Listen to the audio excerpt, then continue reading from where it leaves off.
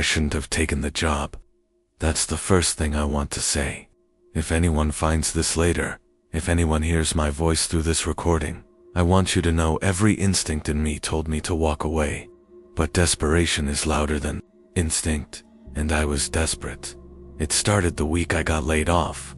Rent was due, savings were gone, and my parents had stopped answering my calls months ago.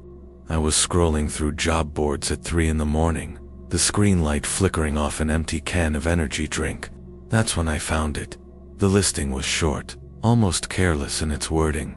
Archive assistant needed. Work involves digitizing old VHS tapes for a private collection. Must be comfortable with solitude.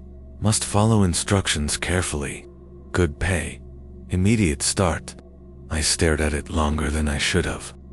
Most job posts were demanding degrees or experience I didn't have, but this one, it almost felt like it was written for me. I didn't need a spotless resume to feed tapes into a machine. The pay was what made me click. More than double what most temp jobs offered. Enough to cover rent in a week, maybe even start climbing out of debt. I sent an application without thinking. Just a short note about knowing my way around computers and media software. The reply came back fast. Too fast. 5 minutes later, my inbox pinged. A message with no greeting, no signature, just an address, a time, and the words, "Bring no one. Do not discuss this job outside of work." I should have recognized that as a warning. Instead, I read it as efficiency. I told myself it was probably just an eccentric collector, some rich recluse with boxes of dusty tapes in his basement. People with money were always strange. Still, there was something about that phrase "bring no one" that crawled into my head and stayed there. I reread the email 3 times before finally closing the laptop. The building was only 2 bus rides away. Not too far, not too close. I wouldn't need to explain much to anyone. Just another boring job no one would care about if I mentioned it. But I didn't mention it. Not once. Somehow, the silence felt required, like speaking about it might jinx the opportunity. Or maybe it was just that line in the email, nesting in my thoughts. The next morning, I stood outside the address they'd given me. It wasn't a house. It wasn't even an office building. It was a storage warehouse, squatting at the edge of an industrial strip. The kind of place you pass without noticing, surrounded by chain-link fences and half-dead weeds. I lingered by the entrance for a while, wondering if I had the wrong location. There were no signs, no logos, no indication that anyone actually worked there. Just a steel door with a keypad and a buzzer. When I pressed the button, there was no response at first, just static. Then, after a long silence, a voice crackled through, flat, mechanical, like an intercom that hadn't been serviced in years. "State your name." I gave it. My voice sounded small against the hum of distant traffic. The static returned. Then the lock clicked.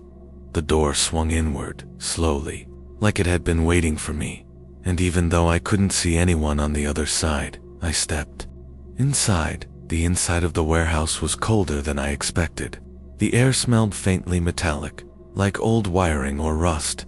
My footsteps echoed off concrete floors, and the heavy door closed behind me with a hollow clang that seemed far too final. For a moment, I thought I was alone, just endless rows of shelves, stacked with boxes, reels, and old equipment.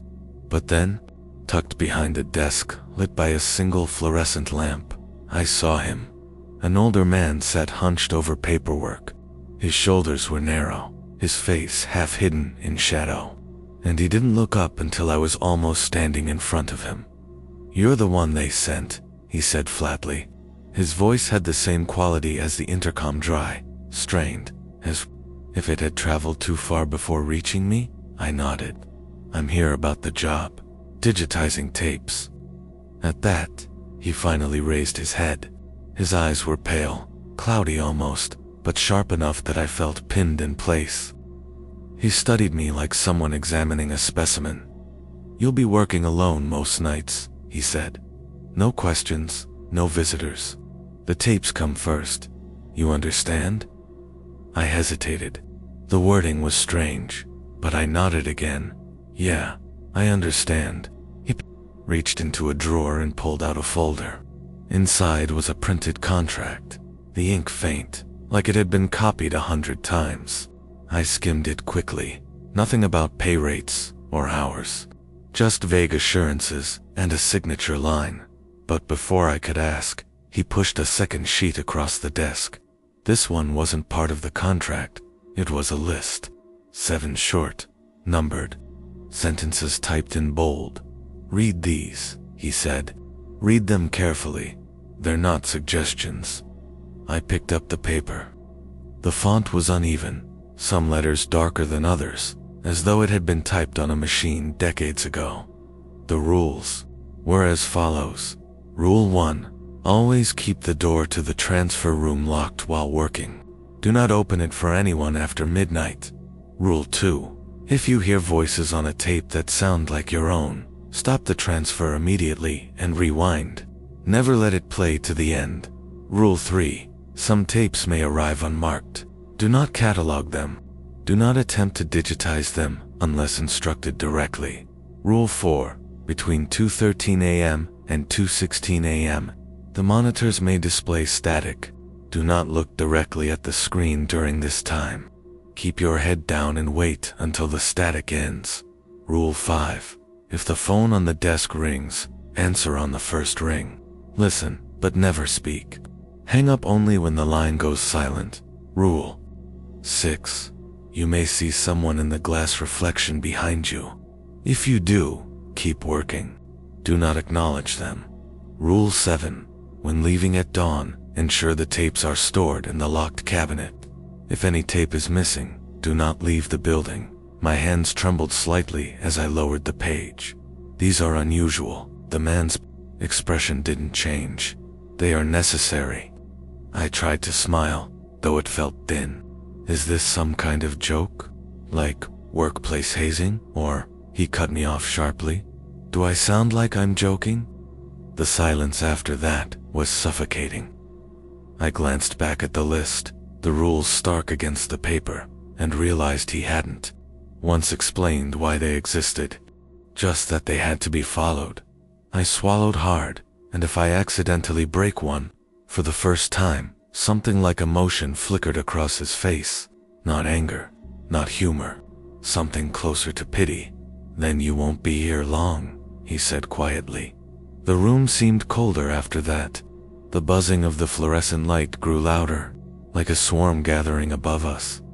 I folded the rules carefully, sliding them into my jacket pocket, though I already felt them burning in my memory. Your station is through that hallway, the man said, pointing without looking. 3rd door on the left. The equipment's set up. You'll start tonight.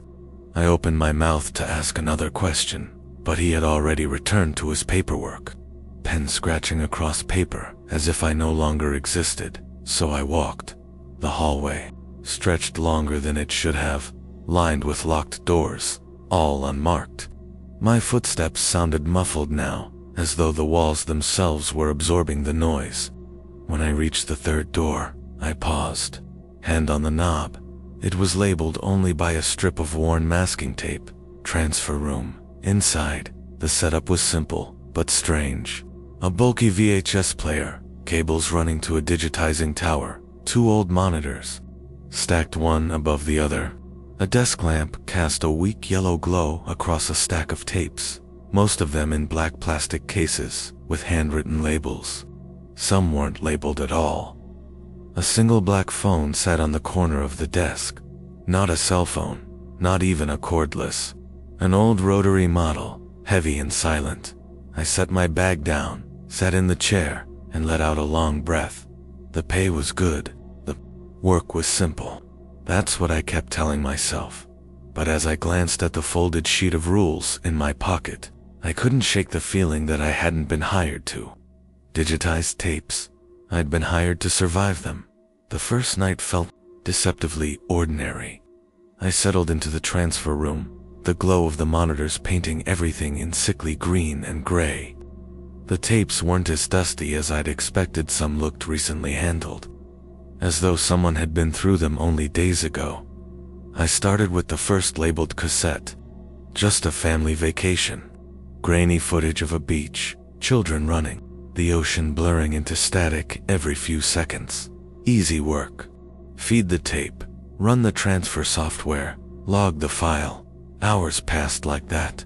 Vacations, birthday parties, home movies of lives I'd never known.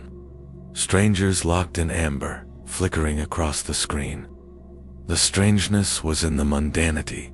Who wanted all this preserved, and why pay so much for something so trivial? By midnight, I had grown comfortable. The rules felt distant, like a superstition taped to the wall. I half expected to get through the whole night without incident. That changed when I reached for an unlabeled tape. It had been wedged at the bottom of the stack, its plastic warm to the touch. I turned it over in my hands. No title, no markings, just a faint residue where a sticker might once have been. The rules came back to me then. Do not catalog them. Do not digitize them unless instructed directly. I set it aside, tried to ignore it, but as the minutes dragged, my eyes kept drifting back. The way it sat there, silent, seemed heavier than the rest. Finally, curiosity won. I slid the tape into the player. The screen lit up with static, then shifted into an image. A room. This room, my transfer room. The same desk, the same monitors, except there was no me in the chair. Just an empty workspace, the lamp burning low. A prickle ran across my skin.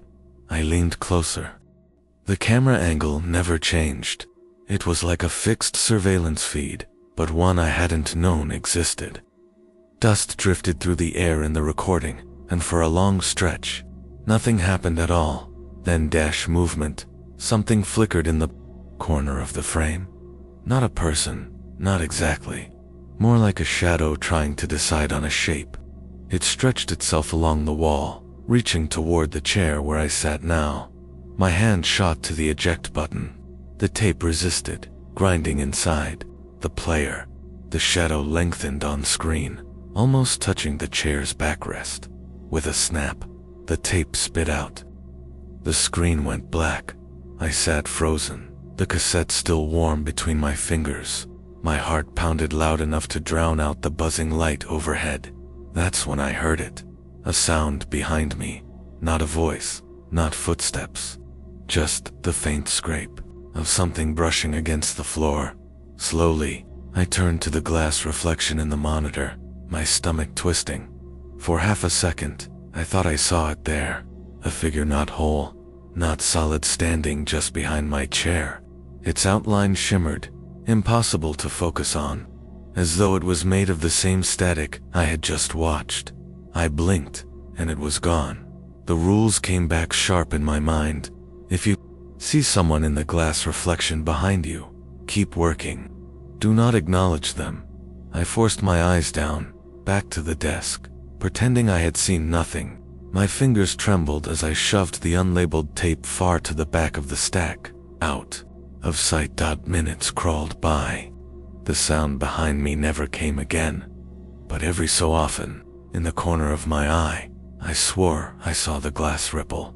The next night, I arrived with a knot in my stomach. I told myself I'd stick to the labeled tapes only, follow the rules exactly. No more curiosity, no more temptations. For the first few hours, everything was quiet.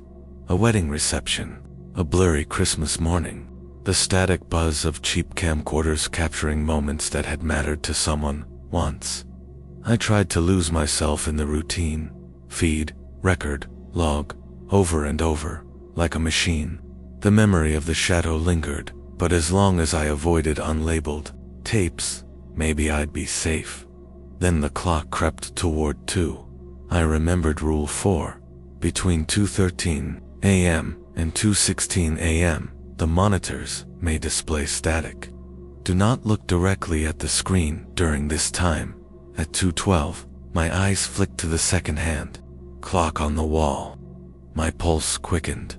I pulled the chair back slightly, set my gaze on the desk, and waited. The hum of the machines filled the silence. At 2:13, both monitors snapped to life with static. The sound was unbearable, sharp, needling like insects crawling in my ears. My fingers gripped the edge of the desk, knuckles white, as the instinct to look fought against the rule drilled into my head.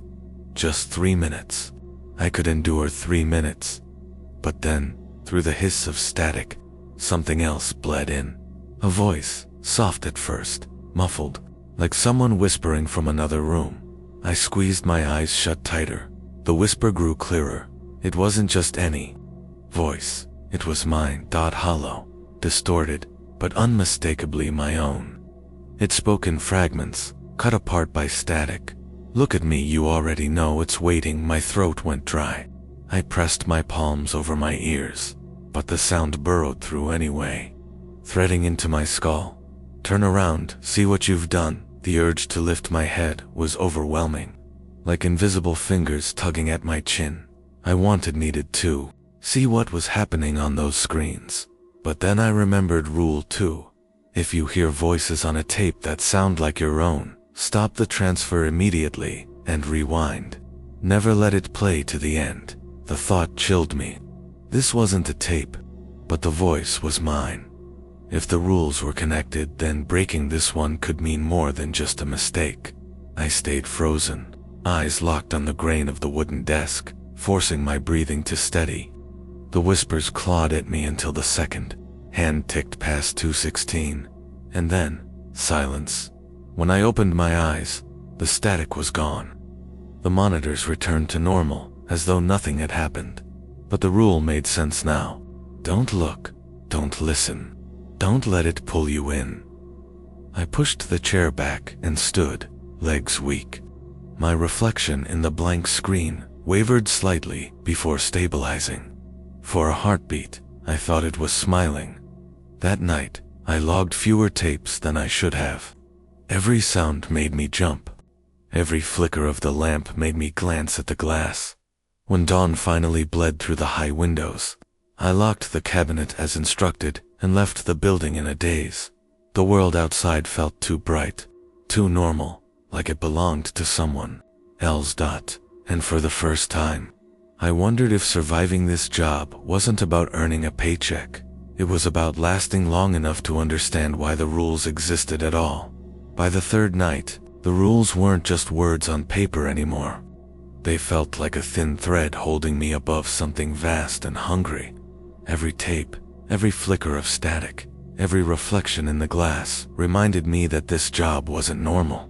I needed to know what I was dealing with. So, after finishing the night's stack of tapes, I didn't leave right away. Instead, I lingered in the transfer room until the faint light of dawn began to touch the windows. Then, with a glance toward the locked cabinet, I stepped into the hallway. The older man hadn't appeared since the first night. The desk where he'd sat was empty whenever I arrived. No sign of him, no indication anyone had even been there. Sometimes I wondered if I had imagined him, if maybe the job had hired itself out, pulling me in without human hands involved. The hall stretched on longer than I remembered, lined with locked doors.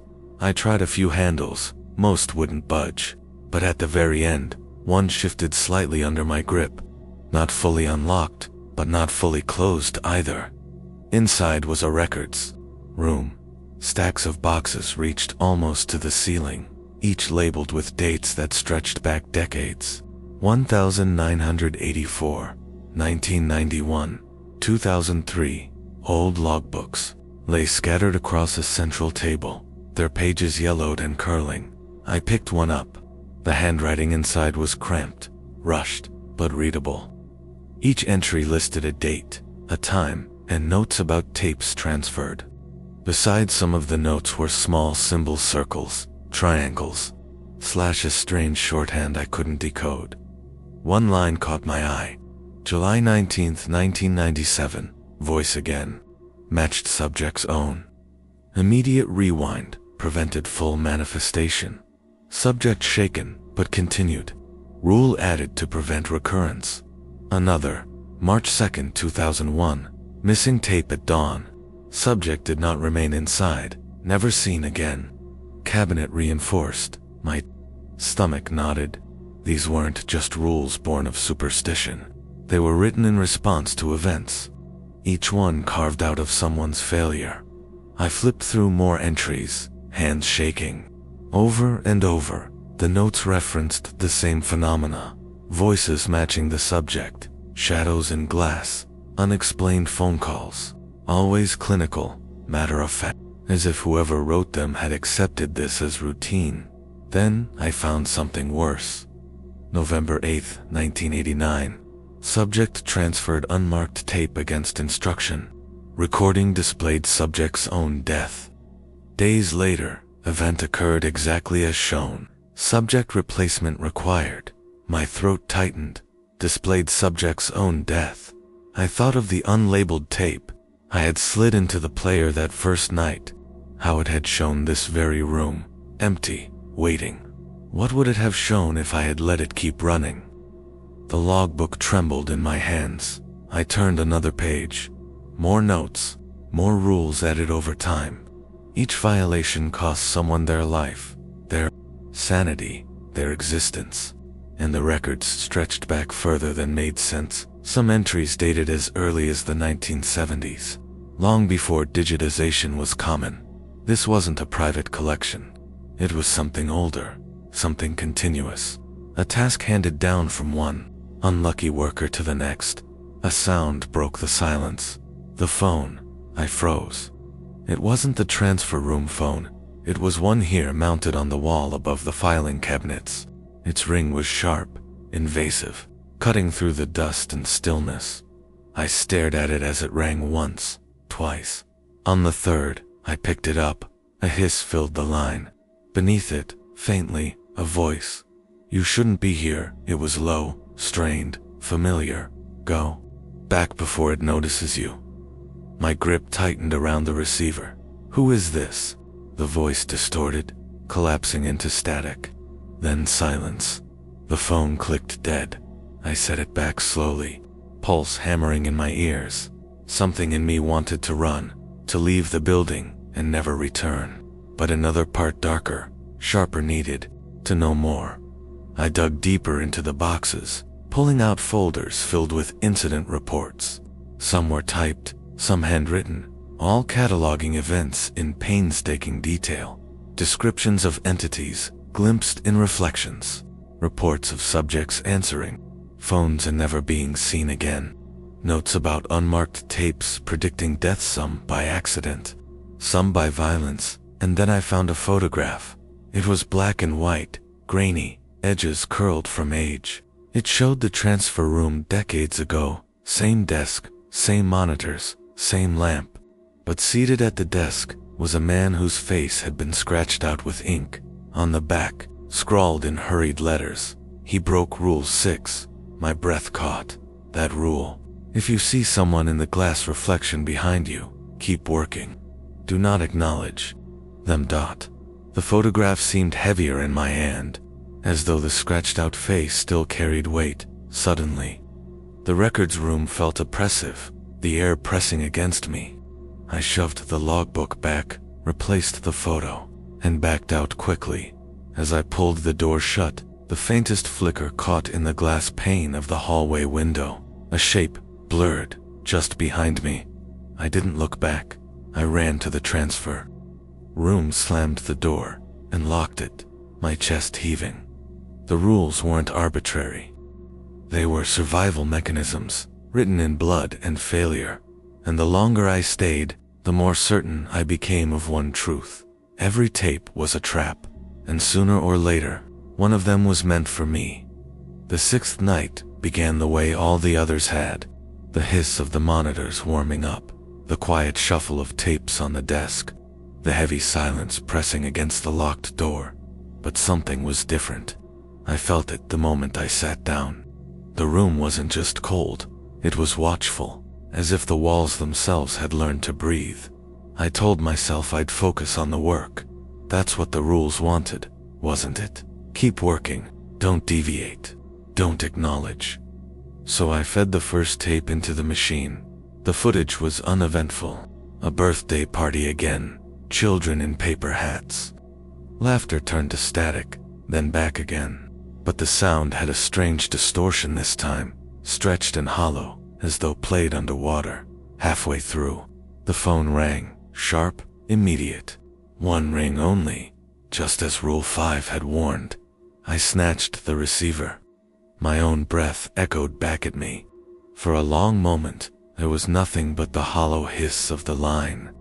Then faint, just beneath it a voice. Not mine this time. You're late, the whisper was low. Male, but warped beyond recognition. It's coming through, do not let it. Finish the line snapped dead. The monitors shivered. Static rippled across both screens, though it wasn't the scheduled time. I froze. My reflection wavered in the glass, stretching tall, wrong. It leaned closer, though I hadn't moved. I forced myself to look away. Eyes on the desk, the static deepened into shape-stark figures pressing against the inside of the glass, their outlines shifting like smoke. The air grew dense, thick with electricity. Then the tape audio warped again, and I heard my own voice. Sit still, it hissed from the speakers. We're almost done, my stomach dropped. Rule 2. If you hear voices on a tape that sound like your own, stop the transfer immediately and rewind. I lunged for the controls, hitting the rewind button hard. The machine whirred, grinding. But the voice didn't stop. Too late now, the monitors flared white, filling the room with blinding light. When my eyes adjusted, the transfer room was gone. I was staring at myself, on the left monitor, me, at the desk, frozen in place, hands clawing at the console. On the right, me again, but different. My face slack, eyes black voids, mouth stretching too wide in a silent scream. I couldn't move. The screens held me, pinning me to the chair with invisible weight. My breath rattled in my chest. Then the right-hand version of me twitched. Its head snapped toward the camera, toward me. The glass surface rippled. Hands pressed out of it. Pale skeletal hands, clawing at the edges of the screen, as if trying to crawl through. The glass groaned under the strain. I shoved the chair back. The rules, what did the rules say? Don't look. Don't acknowledge. But how could I not? The monitors bulged outward. Something wet and black seeped from the edges. Sliding down like oil, I bolted for the door. The lock resisted at first, as though something on the other side pressed against it. I twisted harder, heart hammering, until finally it gave way. The hallway beyond was pitch dark. Every door stood open now, gaping like mouths. Behind me, the monitors shattered. The sound was deafening glass, exploding, electricity crackling. The hiss of static, filling the air like 1,000 whispers at once. I stumbled down the hall, past the records room, past doors I hadn't dared open before. Every step echoed too loud, chased by something wet dragging across the floor. At the far end of the hall, the main door loomed, my escape. I reached it tonally to find the keypad dark, unpowered. A reflection shifted in the glass window of the door. It was me, standing inside the building, staring back. But this version wasn't running. It was smiling. I staggered back, pressing against the cold steel. The smile widened until it tore the reflection's face apart. Blackness spilled out, spreading across the glass like ink. Hands pressed against the inside of the window, fingertips scratching at the surface. The dragging sound grew louder behind me. I turned, trembling, but the hallway was empty. Empty until I blinked. Then the shadow stood there, the same flickering, half-formed thing I had seen on the tape. Its head tilted, broken, jerking too fast. It raised one hand and pointed directly at me. The phone on the wall rang once. I didn't answer. I couldn't. My legs wouldn't move. The shadow took a step, then another. The lights above flickered with each motion, plunging the hall into alternating darkness and pale flashes. I pressed my back harder against the door, praying for it to open, praying for dawn to come, but the clock in the hallway showed 2:14. The static hour monitors might have shattered, but the rules still applied. The shadow surged forward, collapsing distance in a blink. Its face, or what passed for it, was my own, stretched too thin, mouth opening in a silent howl. The last thing I saw before I shut my eyes was its hand reaching for my throat, and the last thing I heard was my voice whispering from nowhere, "Keep working." When the lights came back, I was on the floor of the transfer room. The monitors were intact again, whole, humming softly as if nothing had happened. No shattered glass, no black oil, no shadow. But my throat ached, as if something had gripped it tight. I sat there shaking, clutching the edge of the desk, when the door clicked. For the first time in nights, it opened from the outside. The old man stood in the doorway. He looked smaller somehow, shoulders caved, eyes bloodshot. His gaze swept the room, then fixed on me. "You broke a rule," he said flatly. My voice cracked. "You didn't tell me what it really was. You didn't tell me it could get out." He stepped inside, shutting the door with deliberate care. "Would you have taken the job if I had?" The silence between us was sharp, heavy with everything unspoken. "You knew," I whispered. "All those rules, you knew they came from people dying here, from people like me." His face tightened, but he didn't deny it. Instead, he pulled the sheet of rules from my jacket pocket, where I hadn't realized it was still sticking out, and tapped the page with one finger. "They're not meant to protect you," he said quietly. "They're meant to protect the work." The words sank like lead in my stomach. "The tapes," I said. "That's all you care about." His silence was answer enough. I pushed myself unsteadily to my feet. "What are they? Why record these things at all? Why not destroy them?" He let out a sound that might have been a laugh, but it was dry, cracked, joyless. "You think anyone controls what ends up on these tapes? They come whether we want them or not. They've always come. All we can do is transfer them, contain them, keep them moving forward so they don't spread." The room tilted around me. Spread.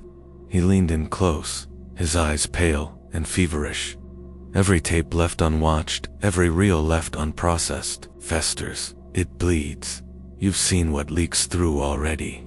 Multiply that 100 times, 1,000, if the work ever stops." I staggered back. "So you hire people like me, feed us to it. As long as someone's sitting here, obeying the rules, the world outside stays safe. That's it, isn't it?" He said nothing, but his expression was enough. My chest tightened, heat burning behind my eyes. "How many before me?" His jaw flexed. Enough. That word carried more weight than a number ever could. I thought of the logbooks, the photo, the entries about subject replacements. How many desperate people had walked into this place, just like me, thinking they were earning a paycheck only to end up swallowed whole. "You're using us," I said. He turned away, as though my accusation was irrelevant. "You wanted money? You wanted purpose? Now you have both.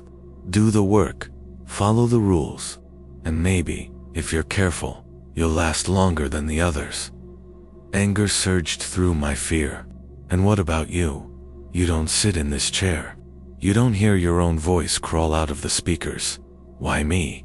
His shoulders sagged, and for the first time I saw it not detachment, not authority, but weariness. He looked like a man who had carried something for far too long. "I did sit there," he said finally. "Long before you, I followed the rules. I lasted, but every hour, every tape, it drains you. It hollows you out. And when I could no longer face the glass, I was moved here." "Moved," I repeated.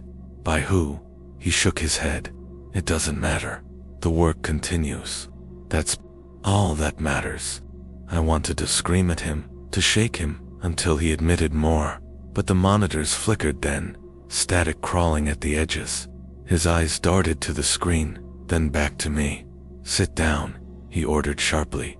"You've already drawn its attention. Don't make it worse." I stood frozen, fists clenched. "Sit," he repeated, his voice cracking. "Or it will take us both."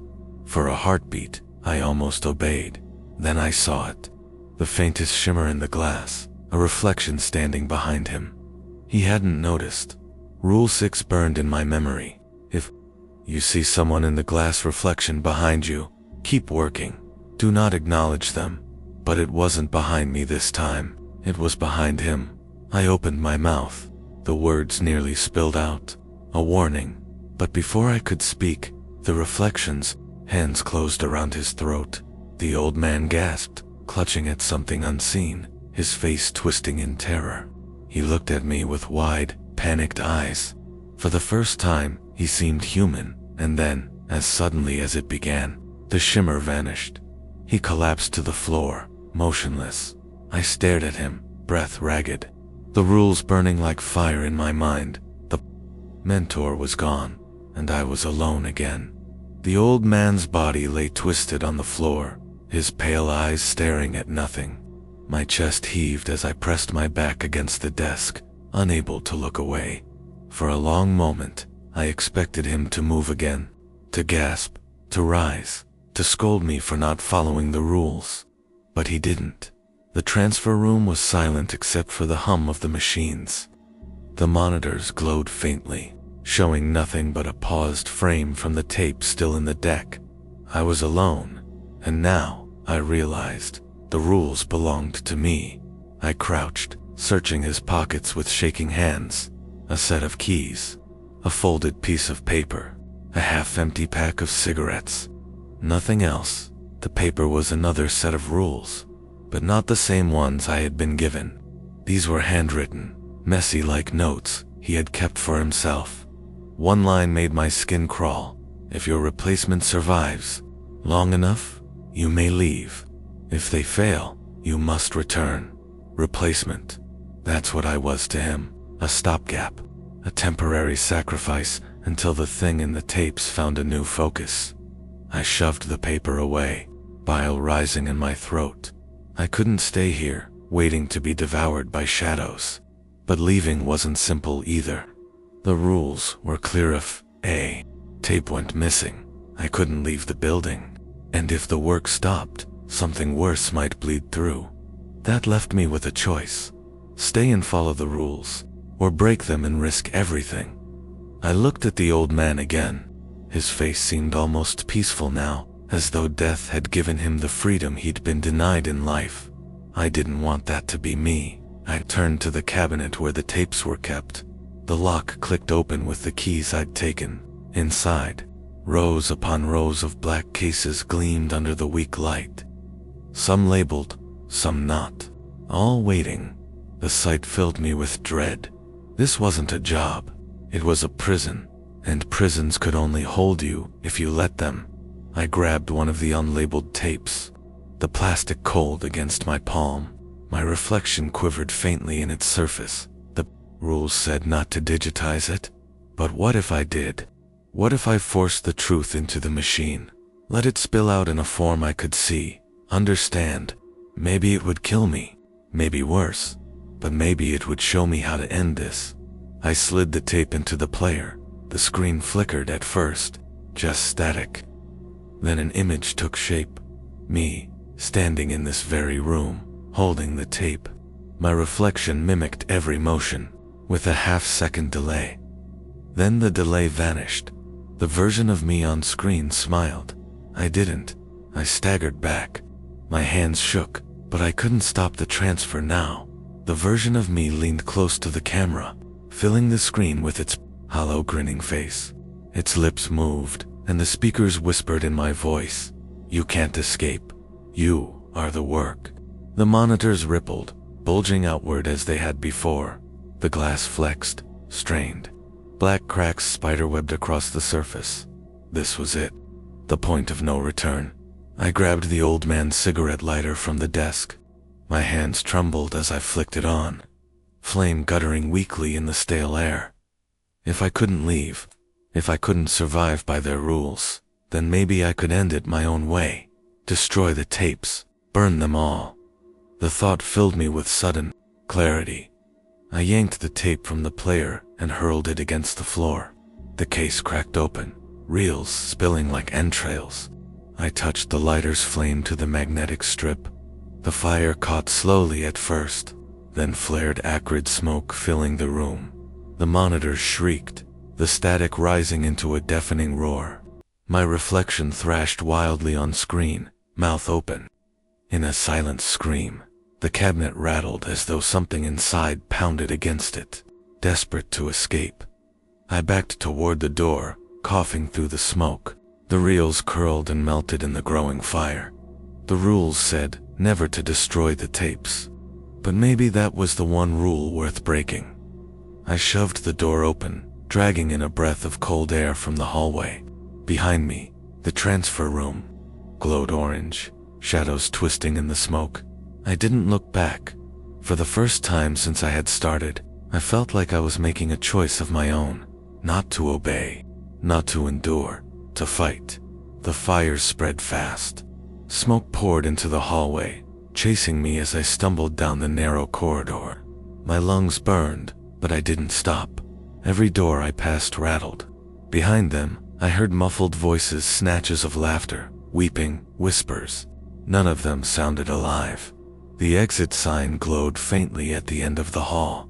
I ran. The door yielded to my weight, and I staggered into the night air. Cold wind slapped my face, carrying the acrid stench of burning plastic. I collapsed onto the gravel lot, coughing, staring back at the warehouse. Flames licked the windows, painting the sky orange. The place that had swallowed so many others was finally being consumed. For the first time since this began, I thought I might actually be free. But then I noticed the sound, a low hum, familiar. I turned. In the lot beside me sat a cardboard box, plain, unmarked, the kind you'd use to store tapes. My stomach dropped. I hadn't carried anything out. The cabinet had been locked before I opened it, and yet the box was here, waiting. I crawled toward it, despite myself, every nerve screaming. Not to. The hum grew louder, vibrating through the gravel. The box wasn't sealed. The flaps parted slightly, revealing the faint gleam of black plastic inside. Tapes, dozens of them. I staggered back, shaking my head. No, I burned them. I destroyed them. The fire behind me roared higher, windows shattering in the heat. Yet the box remained untouched, pristine, humming with impossible energy. My reflection moved in the nearest window of my car, just a few feet away. At first, it was me smoke-streaked, trembling, wide-eyed. Then it smiled, slowly, patiently. I stumbled closer to the car, staring at the glass. The reflection raised its hand, holding a tape. My tape dotted pressed the reel to the glass, as if offering it to me. And then I heard it. My own voice, whispering from everywhere and nowhere at once. You can't escape. You are the work. The box of tapes vibrated harder, flaps trembling. The hum built to a scream. I pressed my hands over my ears, backing away. But the reflection only leaned closer, lips moving in perfect sync with my panicked breaths. The car door unlocked itself with a click. The tape in its hand slid halfway through the glass.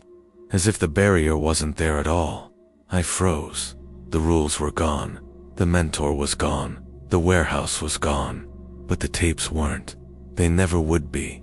I don't remember deciding to reach out. But when my fingers brushed the plastic edge, I knew the truth. You don't leave the tapes. The tapes leave with you. And the hum followed me home.